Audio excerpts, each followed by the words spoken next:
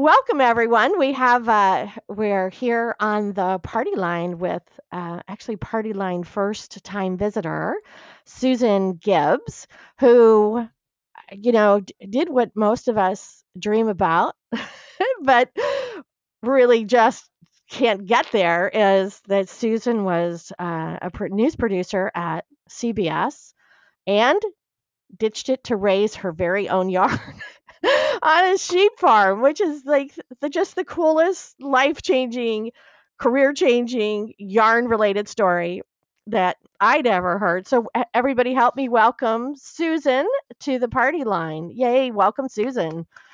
First time visitor. So Susan, tell us how you got to where you are. I will. I will say that I was really, it's a huge combination of luck and not knowing what I didn't know. I think those are the two reasons that I am in this business. I had a job that was considered a really great job, but that was making me miserable. And I did it for about 10 years. I loved it in the beginning, but I was just really burned out on news producing and I hated that at the end of the day, oh my gosh, this sweater is like climbing up my neck. Sorry, guys. At the end of the day, when you work in news, you don't have anything to show for what you have done at that day. Like every day you start over again. I always say that working in news is like being a professional golfer. Every day you start over and no one cares what you did the day before. And for a long time, I loved that, but then it started to kind of wear on me, and I felt like I wasn't really, building anything that I could touch. So I decided to quit and take a year off and figure out what I wanted to do. At the end of that year, I was in a bookstore, and I found this book about raising sheep. Now, I was not a knitter at the time. I had never touched a sheep. And just knew nothing. Literally, I knew nothing about farming. But I just, at that moment, I just knew that this was my destiny. This was what I was going to do with my life. So about a year later, by the way, I was in the middle of a move from Los Angeles to New York City when I bought this book. So sheep were not even remotely on the horizon. But luckily, our house purchase in New York City fell through, and we ended up buying a farm, and within a year I bought my first flock of sheep, and I had no idea what I was doing, but I started small, which is actually what I recommend to people who want sheep. I started with 5. I bought 4 sheep, and then I was gifted a 5th sheep, and I just spent a lot of time just sitting in the pasture watching the sheep and seeing what they did and sort of learning about them, and then I came after, I guess, how long is it? That first season, when it came time to shear, I found out why people don't have small flocks of sheep. Now, this was in 2002, 2003, and the business has rebounded a little bit in interesting ways since then. But the reason you can't have a profitable small flock of sheep in America is because the price of processing the wool into yarn is so high for small flocks of sheep that you can't make any money. If I had tried to sell, if I'd been in this as a business from the beginning, if I had tried to sell the yarn from that first shearing, I would have had to charge like $40 a skein retail just to cover the cost of the processing. Oh, wow. That's not counting feed or anything else. So I sort of figured out the realities of the business on the fly, and realized that wasn't going to be. I was not going to retire on it. Let's just say that was not going to be my retirement plan. And so because I am a person who tends to leap before I look, my solution to this problem was to just buy more sheep. Of course, that makes sense. Because if it's going to cost that much to process the wool from 5 sheep, I might as well be doing the wool from 100 sheep. And in the course of that ramp up and having more sheep, I got divorced, and so I sort of needed to have a purpose in my life, which I highly recommend to everyone. And then at that point, when I had 100 sheep, I got into the expense of actually paying to keep the sheep, which is also not insubstantial. So basically, I was just hemorrhaging money. I had 2 full-time jobs that I was doing in an effort to pay for the sheep's lifestyle, and still could not figure out. When I actually started looking at the money, like I needed to know how I was going to make money, and there was just sort of no way to break even. So I gave myself a month to figure it out, like to come up with a plan. And one morning, I woke up with the idea for starting a yarn CSA, sort of like fully formed in my head. Like I don't even take that much credit for the idea because it just popped in my head like complete. So basically, what the way CSAs work, for people who don't know, I think most people know at this point, is No, it's a go ahead and tell us. cost. Yeah. It's like a risk sharing proposition for farmers. Okay, so the farmer shares the risk of raising a crop with the people who will benefit from the crop.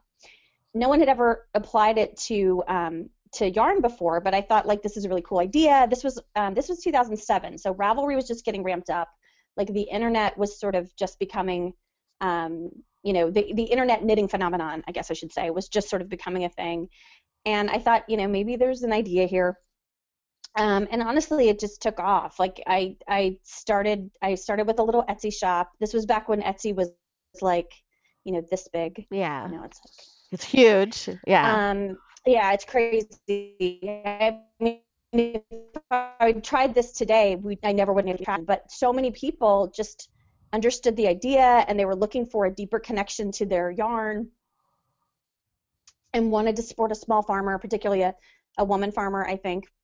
And we sold out of shares very, very quickly. And actually, like literally 6 months after we sold the first share on Etsy, I was on the front page of the Wall Street Journal because I had come up with this like new method of selling yarn.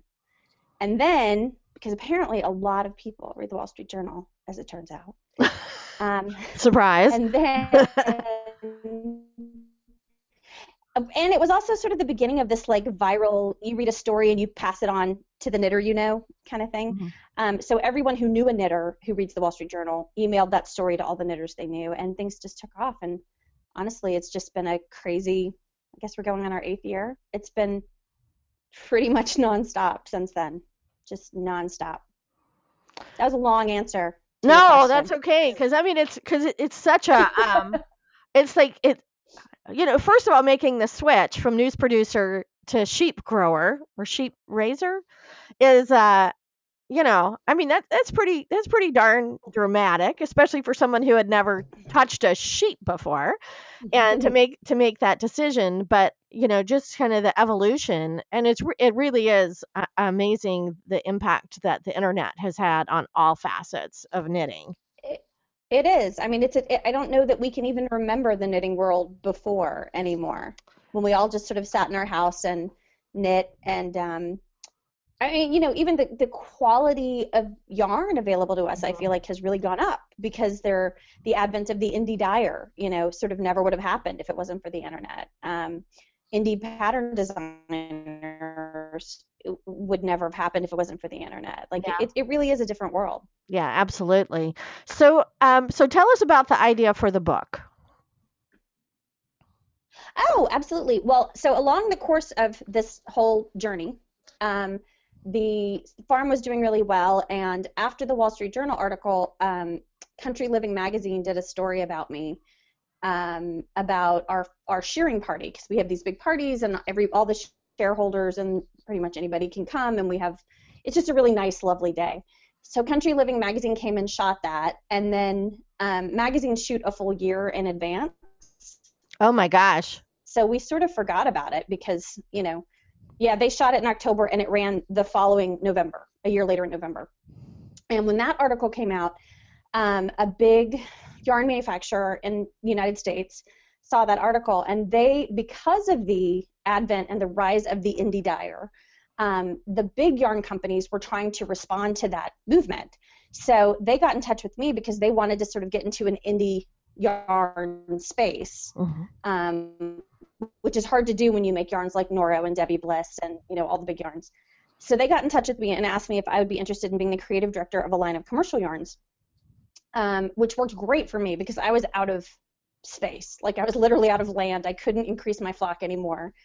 And it let me play around with yarns for animals that I don't raise or really even, have any interest in raising. So we started a commercial line in 2010. And part of when you do a commercial line of yarns, you have to provide pattern support because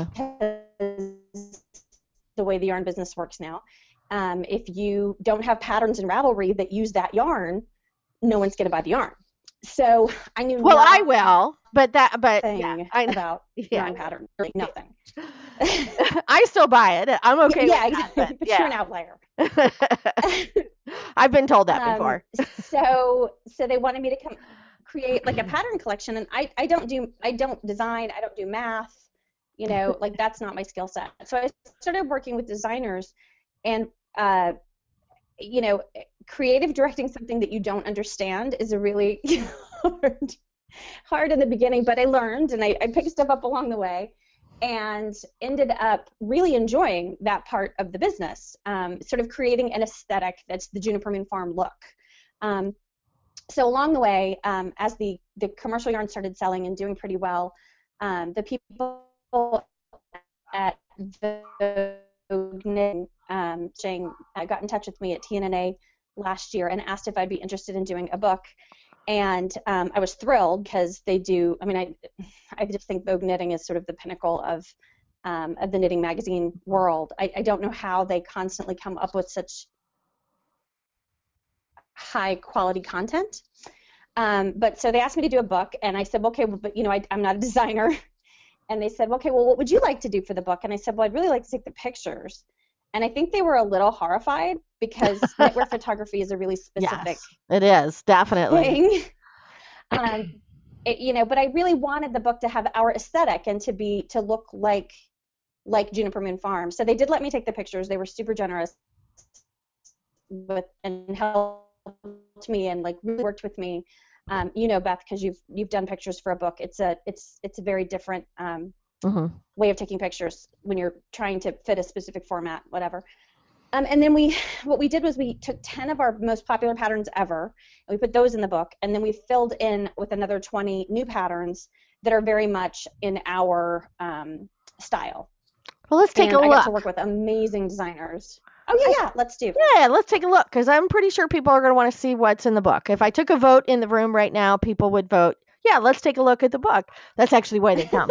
So, yeah, it's always nice to be able to see inside a book, especially if you're going to order it and your shop doesn't have it. For sure. Well, and I will say this about the book. We really tried to make it so that if you like one pattern in the book, you're going to like 5 or 6 or 7 or 10 or 20. I feel like it's really all very much of one theme. Yeah. So if you like the stuff we show you today, you're going to like the book. You'll like what else? You'll find more than one thing to knit in here. Exactly. If you like any of these patterns, you'll find more than one thing to knit in this book, which is always nice. Exactly. Which is always nice. So tell us about this, because it looks almost like a honeycomb stitch on this. It's really pretty. You know what? I am not seeing the picture. Is the picture up?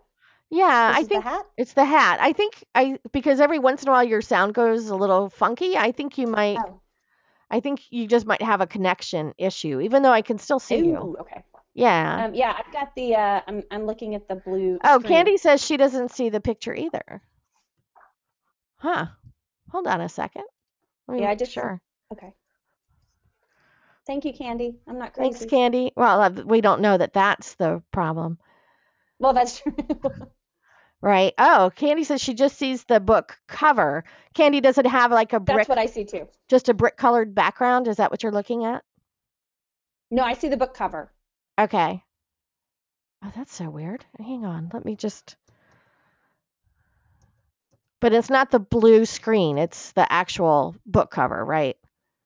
That you're looking at? Or is it the blue background? No, it's the blue screen with the book cover. Oh, let me do this. Yeah. Let me see if I can pull this down. Let me see if I can hide that and if that helps.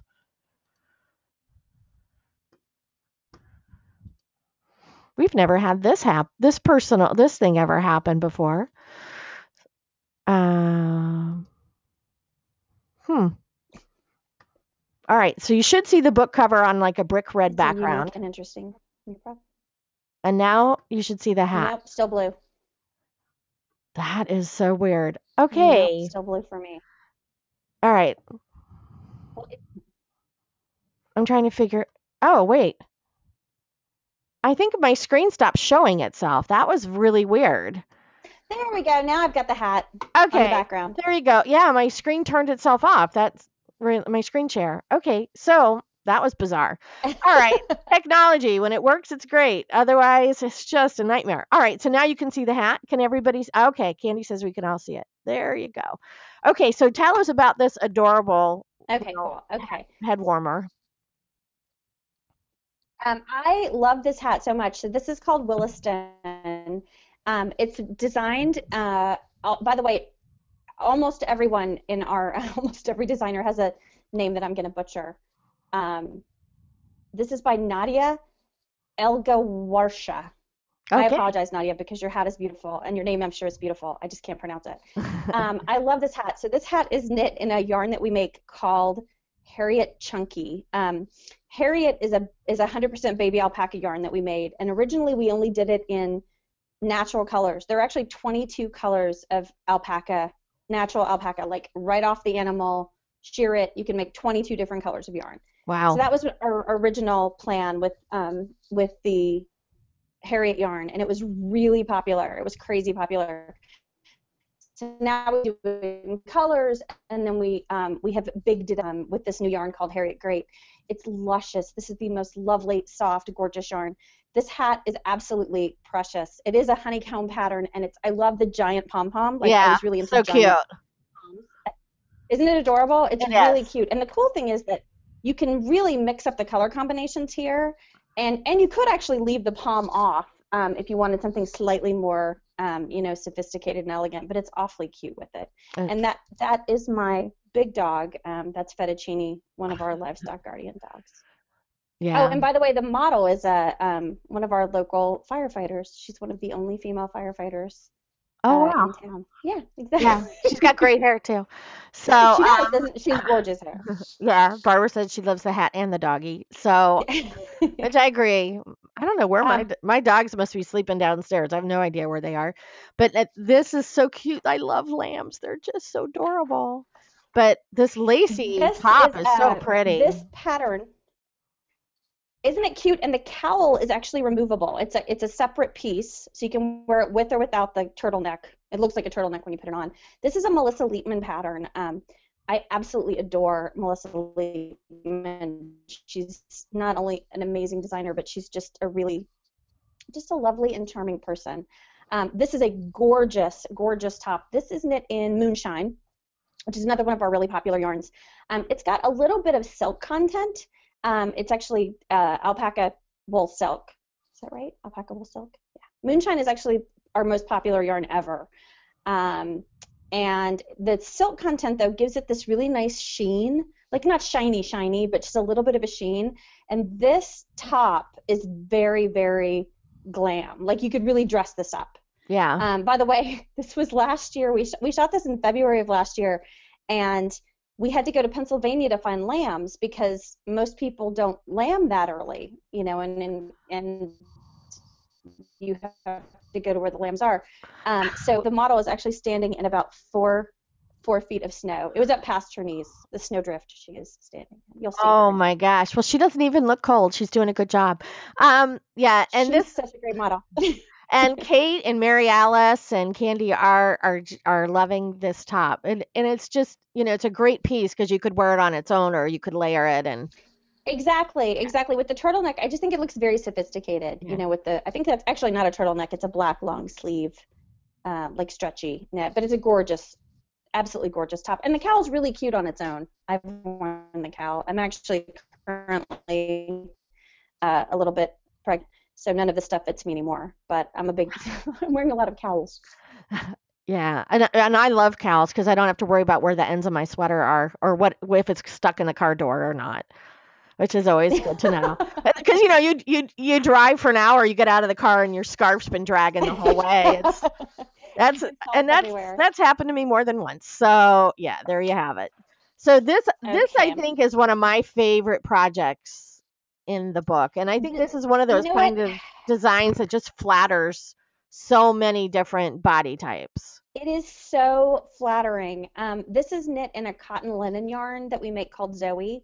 It's just I try very hard for Juniper Moon Farm designs to be things that are feminine without being girly. I think it's hard when you're a woman in your, late 20s, let's say late 20s to, well, frankly, late 20s on up. It's hard to find clothes that are flattering that you like, that aren't sort of over the top direction. So we try to go for a level of sophistication, and we also really concentrate on the details. I think details are really what sets this garment apart.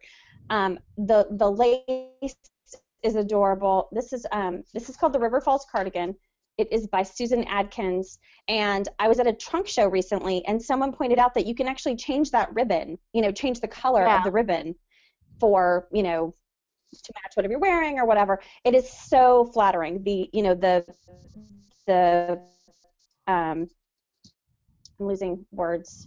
The sort of it sort of almost makes it into an empire waist, which is always Yeah. very flattering on everyone, and then Yeah. flares out a little bit. Yeah. And the just that little bit Super, of super cute. I faggoting also have to trim around the neck is really pretty. say, Yeah. it Yeah. is, isn't it? It is. It Yeah. really is. Yeah. Kimberly likes this one too. Kimberly and I usually see eye to eye on our designs. So this the cables on this, I mean, this is and I guess people think cables are really hard, but I actually have videos on how to do cables. They're easy and they're actually fun to do. But this is if you like cables, this is your sweater. Right. So tell us I about this love baby design. cables Yeah. so much. Absolutely. So this is the Paducah pullover. The baby cables are my absolute favorite, but I have to tell you guys, everything we knit for the book is knit in the smallest size, and that's because we don't have a lot of time and we don't have a lot of yarn. I've taken this to trunk shows, and people who say that they would always knit the large out of the box, um, have tried this sweater on, and it's looked amazing on them. There's a Wow. lot of ease in these cables, let me tell you. Yeah, it's There's a kind of lot of ease. it's a It's a very upscale version of a sweatshirt. So, yeah. It is. Yeah. It is absolutely. And as you can see, like on Shay, I'm pointing as if you can see where I'm pointing. On the model, the sleeves with the ribbing, it's got a lot of volume in the sleeve. This model is also, pretty much like if you took some bamboo and made a person, like she's really tiny. But this is really flattering on everyone. I am 6.5 months pregnant, and I can wear this sweater, and it actually looks really good. Oh, wow. I'll also tell you something funny about the photo shoot. She's standing in front of a fence, which you can barely see sort of down in the corner. There are about 300 sheep in the field behind her, of which you can see none sheep. Like Oh, no. we Yeah, they just drove, kind of all none blend of the in sheep ended there. up. Yeah. Exactly. None of the sheep made it into the book. But I Oh, love this sweater. This is the other thing about Juniper Moon Farm pieces is we want it to be something that you enjoy knitting, but also that you actually wear. that's a I think good we thing. all like the crazy construction and the, interesting to knit. But this is a sweater. I would wear this sweater once a week if it was Yeah. in my closet, and it happens to be in my closet. So, yeah, and Patricia says she loves the sleeves on this, which I think they're really nice too. And it's almost, I mean, they're almost dolman. They're so deep, and that's always They really actually comfortable. are. They Yeah. are. Now on me, they don't look quite so dolmany, but on the model, like I said, she has really tiny arms, and on her, they definitely do. Yeah, really pretty. So, well, see, there's no sheep, but a horse got into this picture. This horse photobombed you. So, He did. We actually spent so long trying to get the horse and the model to look good in the picture. This was probably the longest photo shoot day. I probably have 400 pictures of this horse refusing to look at the camera. I love this garment. This is one of our greatest hits pieces. We had done this sweater in, I'm going to get it confused if I don't look. We had done it in Moonshine for a photo shoot, and we ended up redoing it in Sabine, which are two different yarns. But the nice thing is it worked in pretty much any, sort of standard weight worsted yarn. The this this version in Moonshine is really nice because again it has a little bit of the sheen. I Yeah. love that cable across. I think it's very, very flattering. The cable across the front. The sleeve it tends to be a pretty flattering sleeve on most people. This is a really nice garment. Yeah. It'll work in, And like I if you said, it'll work in any yarn, but it's really special in Moonshine. and if you have a golf tan on your upper arm like I do, it covers that line. Which I'm There you sorry. go. Which is, it's not anything I thought of until I learned how to play golf this summer. Yeah, and got a, It's a golf tan. consideration, though. It also, Yeah. for me, it covers sort of my trouble spot on my arm. Yeah, really pretty. Really pretty. So, and then I love the colors on this. I just think it's so bright and fresh. I mean, how could you not smile wearing that sweater? I like this sweater a lot because it's got a retro feel, but it also has such fun elements. I love the button band. I mean, frankly, I love the buttons, which Yeah. obviously, anybody can switch out. But this is just a really fun sort of retro piece. It's also one of those, the sweaters that you wear too much because you love them so much, so you wear them all Wear them out. the Yeah. time. You end up with holes in Yes. holes in the elbows and yeah. This is destined to become that sweater. This is in a yarn that we make that's called Tenzing. And remember when I was saying, I should find it. There it is. The Maribel cardigan. When the fun thing is I get to play around with other fibers that are animals that I don't raise. And Tenzing is actually made with yak.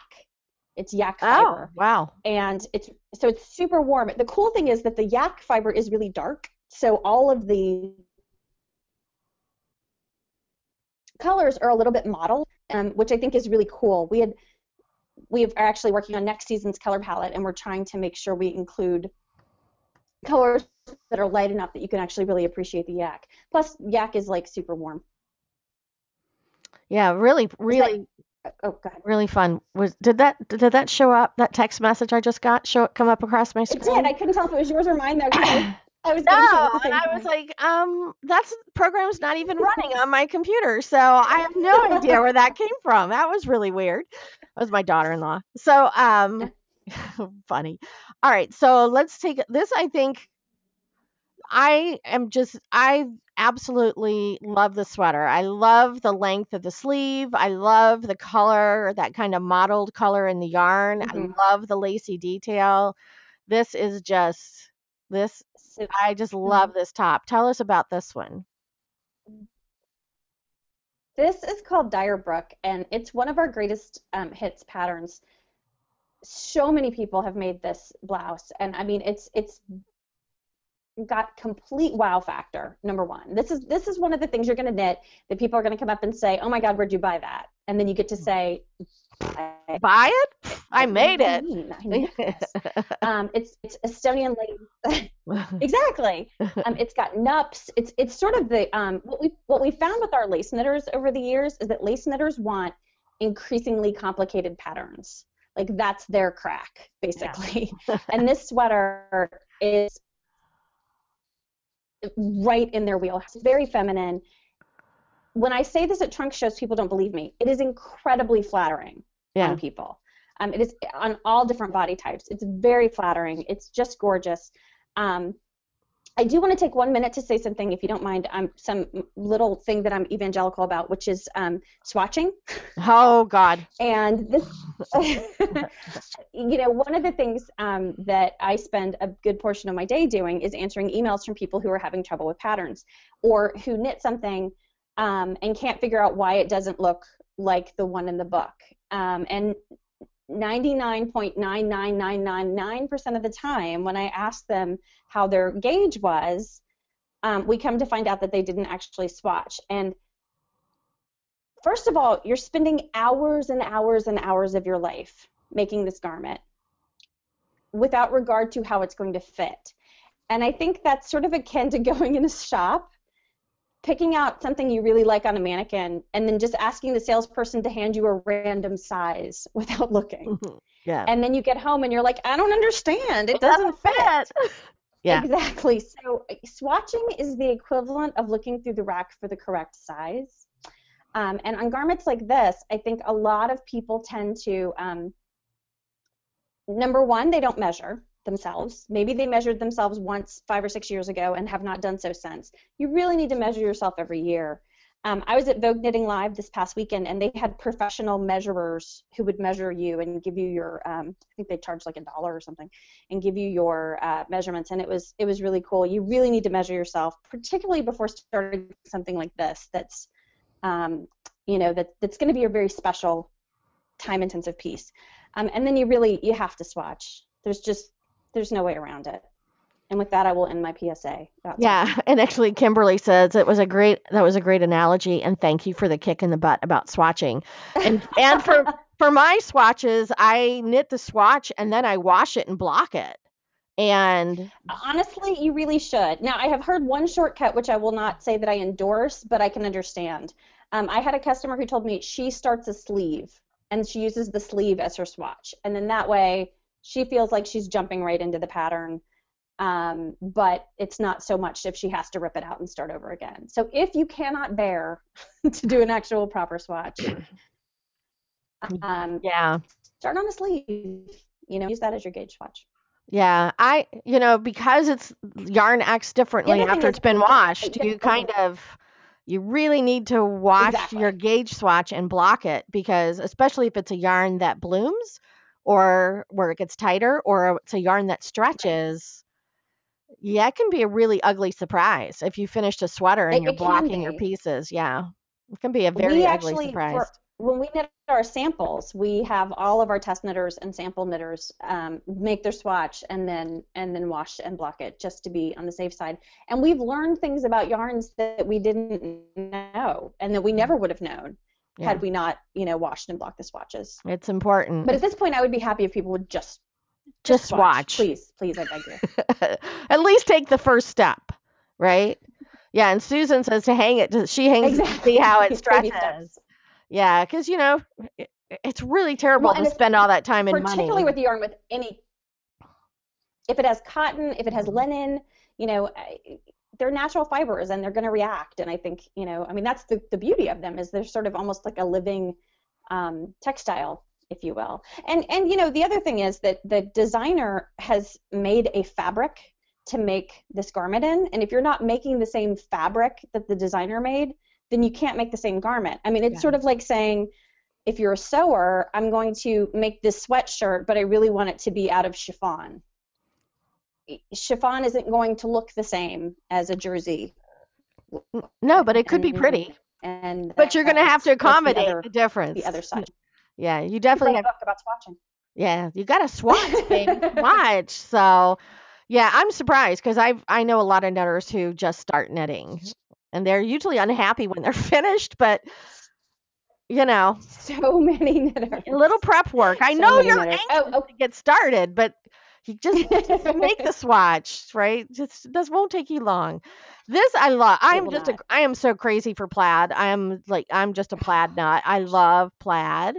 And I love plaid too. And the fact that you can knit plaid is something that even a lot of experienced knitters don't understand. Like they think it's really complicated. Now, I have not knit this vest. I didn't knit anything in the book, to be honest with you. But I have been told that this is actually a very, very simple color work project, and that you don't carry the color. I don't know what you do. I just know that you don't carry it. This is another one of those garments that really people will not believe that you knit this yourself. I have to tell you, another really cool thing in the book is the creative director of the book had swatches knit in different color combinations for a lot of the projects. So you can actually see this vest knit up in different, see the not the whole vest, but you can actually see swatches knit up in a bunch of different color combinations, which is a really cool thing. Yeah, this is in the yarn. Yeah. Just if you're not jumping off point. Yeah. Exactly. This is Finley. Let me find my little marquee page. This is Finley DK. So Finley is our lace yarn, which has been really, really popular. We got very lucky in 72. That's the one I didn't mark. We got really lucky with Finley, and it just sort of hit the market right as lace was really ascendant. And it's a silk merino blend. So this is knit in Finley DK, which is the obviously embiggened version of Finley. And it comes in really great colors. This might actually have Finley. It does. This has Finley DK and Finley in it. Yeah. But it's a vest, so it's a fast knit. It's got big wow factor, and because of the silk content in Finley, it's really warm. It's a light garment, but it's really warm, which is something that I really appreciate. I don't like a lot of this sweater that I'm wearing, notwithstanding. I generally don't like a lot of bulk, and that's a really nice thing about knitting something with silk. It gives you a lot of warmth without a lot of weight and bulk layer. to it. Yeah. Exactly. And Patricia said, oh no, Patricia loves the goat, which the goat is really cute. I have to say that too. But Chris said that this is her favorite pattern in the book. And Mary Alice loves plaids and vests. So this is a twofer for you, Mary Alice. So well, and the goat. Like you can't not like the goat. No, so plaid and a goat. So plaid, a vest, and a goat. This little goat was so beautiful, and he kept like eating the model's hair. We've actually got a picture in the book, I think, with him chewing on her hair. Yeah, chewing on her hair. He was the cutest little thing. Oh, funny. Okay, so this to me is like toss it on over. You could toss this on over your pajamas and go to the grocery store, and nobody would be the wiser. You gotta love those kind of sweaters. So every photo shoot, there's one garment that everyone sort of tries to steal and like walk away with. And this poncho was that garment. It is so lofty and so squishy. It's just like wearing a cloud, This is also knit in Harriet Great, our baby alpaca yarn. This is another one. I've had people who say that they would normally knit an extra large for themselves. Try this on at trunk shows, and it fits them. Again, it's a garment with a lot of ease. When you see those big, I keep pointing like you guys can see what I'm pointing at. When you see those big ribs, you've got a lot of ease there. Yeah. So it's when we knit things that are too big for ourselves, we're not really doing ourselves any favors. Mm-hmm. I don't think any of us want to add bulk to our frame, no matter what our shape is. But this is just a gorgeous, and you know what? This is TV knitting. This is not complicated. This you could do this in the movies, and it's absolutely gorgeous and so warm. If I wore this, I wouldn't wear a coat. Yeah. Well, again, depends on where you are.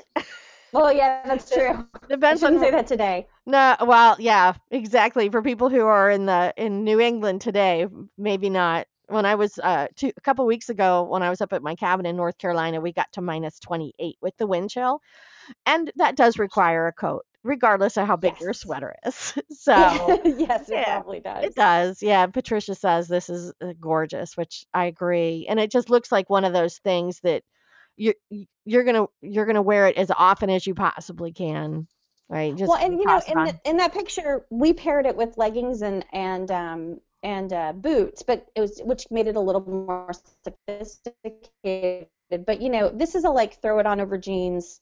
Absolutely, you're going to want to wear it all the time. I love the giant pom-poms. I think they're really fun. Yeah, I do too. They make it a little bit more whimsical, but you can obviously modify your pom-pom size to suit your own personal preferences. I think they're jaunty. I like a big pom-pom.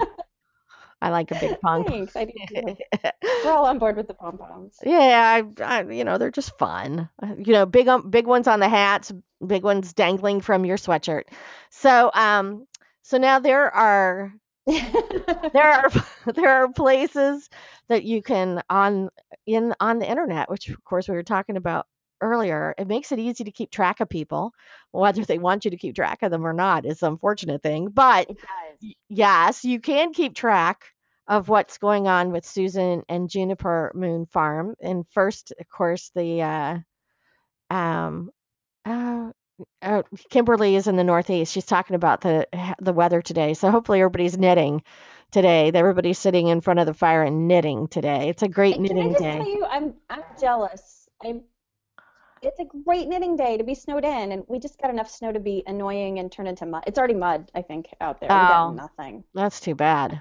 I live right outside of DC, and we just got a dusting. Oh. Well, I grew up in Texas, so the idea of being snowed in is the most romantic thing in the world to me. As long as you're only snowed in for a day or watching TV all day. Being snowed in for a couple weeks, probably not. Well, and you don't romantic. lose power. Yeah, you want your power on. Yeah, Yeah. absolutely. Okay, so you have certain requirements for your snow days, so we're figuring that out. I'd like a sophisticated snow day. Thank There you. you go. So, so you can check out Juniper Moon Farm at fiberfarm.com, and that's fiber with the American spelling, Mhm. fiberfarm.com, where you can Mhm. check out their yarns and buy yarns and find out where you can buy the yarns and all the good stuff. And then also you can there's a Susan's blog is there, so you can find out what craziness she's up to. It is. Yes, and then if you're on Facebook, you can check out Juniper Moon Farms Facebook page, and you'll see right there it says she's doing a live video podcast with the lovely folks at It Planet does. Pearl, so which is very nice. So you can keep up with what's going on there, and also on Twitter for Juniper Moon Farm, which the Twitter handle is at Shepherd Susie, and so there Mhm. you have it there. And then for people, we're going to give away a book today, of course, during the event, which we always do. And then also, if you don't win today, it'll be up on Facebook tomorrow we'll give away another book tomorrow on Facebook. Of course, your odds are much better today because there'll be hundreds of entries on Facebook. So it's one of the good things about coming live.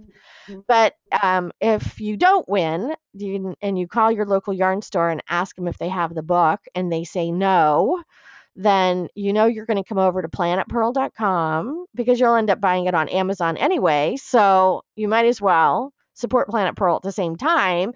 So if you come over to books on the website and if you click on Modern Country Knits, right here, you'll see there's a little link that says support Planet Pearl and buy the book through our Amazon affiliate link right there so that you can help help us, support us and help us pay for like go to meeting and so we can bring you live events like today's. So, yeah. So there you have it. So, Susan, are you just like sitting around doing nothing now? I wish we work about a year in advance, so I am working on fall winter 2015, getting everything Oh my gosh. buttoned up, and our photo shoot for fall winter 2015 is the last week in March, because I have a hard deadline with this baby, so I'm trying to get everything buttoned up there. But as soon as it's funny because there sort of is no downtime. As soon as fall winter's out the door, we start on the next spring, and it's just a constant. I mean, I'm gonna even take that back because my job is so fun and so easy that I can't believe I get paid for it. And I would much rather be doing this than anything else in the world. I mean, I put makeup on today for the first time in about a month. Yeah, there's something to be Because I said just about don't leave my working from house home. if I can avoid it. There's something to be said So about yeah, working so from just home. getting, Yeah. oh, it's the best, isn't it? It is. It is. As you see, I didn't And even your bother. clothes budget just like goes way down because you don't need anything, and I don't even have, and I have like unlimited amounts of yarn and garments. So yeah, no, I have This doesn't nothing to get better complain than about. that. I'm incredibly blessed. Yeah. And the thing is, if I had been cautious or smarter, I probably wouldn't be in this position. So I can't even complain about that. And yeah, I'm incredibly blessed. Yeah, the leaping before you look worked out well for you. I the thing is, like whenever I give talks, particularly to people who want to open farms, like I try to be discouraging because it's hard work. I mean, don't get me wrong, working with the animal. I don't live on the farm anymore, because I can't for various reasons. But working with them is really hard work. And if I was at the farm today, I would be out there in the cold mud, feeding animals and trimming hooves, and I'm really it's a big part of. I'm so grateful that I got to do that for so long, for 7 years. It's a big part of my life. I miss it a lot at times. I miss waking up in the morning and just being able to walk out with my cup of tea and see the sheep. But it's hard work, but it's also the most rewarding thing I've ever done in my whole life. I mean, I've seen, thousands of lambs born, and I have a relationship with my sheep, and they come when I call them, and they let you kiss them on the nose and all that. So I Oh, feel like it's just been a gift. I mean, I've been really blessed, how sweet. really blessed. How sweet. So, well, we'll be looking forward to the latest from Juniper Moon Farms. And congratulations and best wishes for your new Thank you so addition to much for your having me on. This family. was so fun, and Well, oh, it's really been thank a you. This was pleasure. really fun. Yeah, you'll come back and talk to us I'm again gonna with write your another next book project. just so you'll have me back. There you go. Now we got. I wasn't even planning another book, but now that I know I can come back and talk to Beth and hang out with you guys, I'm totally gonna do it. All I'm gonna right. start. I'll start on my pitch today. Okay, you do that. You do that. I So, will. yeah, so thank you. And people in the room are sending you love. So they're Oh, thank you so much, yeah, and so thank you thanks for all for tuning being in. here. I'm always so grateful when people want, give up some of their time to spend with me. I think it's just like it's the biggest compliment in the world. Oh, So isn't thank you that so much. sweet? And I really hope you enjoy the book. And if you knit things, please come to our Ravelry group. I want to see what you knit. I love seeing what everyone's doing with the patterns in the book. It's incredibly joy making to see what people are knitting and wearing. So please do come. It's a great group. We have a really nice group of people. Oh, terrific. So, everyone in the room, hang tight because I'm about to give away a book.